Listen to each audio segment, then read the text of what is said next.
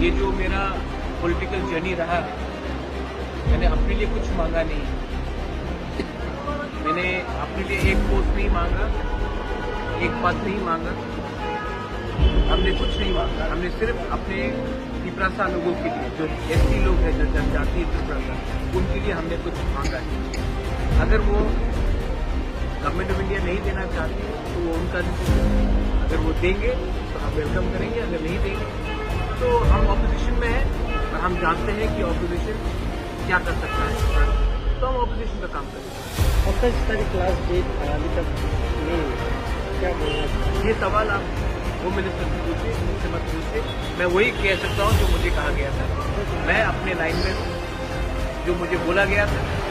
अब अगर उनको कुछ करना है तो हम वेट करेंगे, लेकिन अगर नहीं करेंगे तो हम भी अपने एमएलए एमपी से बात करके आने वाले दिन में हमको क्या करना है उसके बारे में अपने 24 घंटे का अग्रीमेंट दिया था, जाने वाले थे। आपको मैं एक बात बोलना चाह रहा हूँ कि मैंने आज तक अपने लिए कुछ डिमांड किया। मैंने जो भी डिमांड किया है अपने त्रिपुरा के जनजातियों की डिमांड किया। अगर उनको लगता है कि त्रिपुरा का जनजाति को कुछ मिलना चाहिए तब एक्ट कीजिए।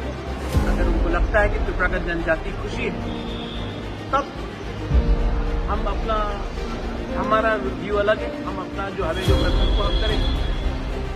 तो बात क्लियर है। आपने जो आप देखिए ये सवाल आप देश के होम मिनिस्टर से पूछ लीजिए। मुझे जो बोलना था मैंने बोल दिया। अब मैं अपने एमएलए एमडीसी से बात करूंगा।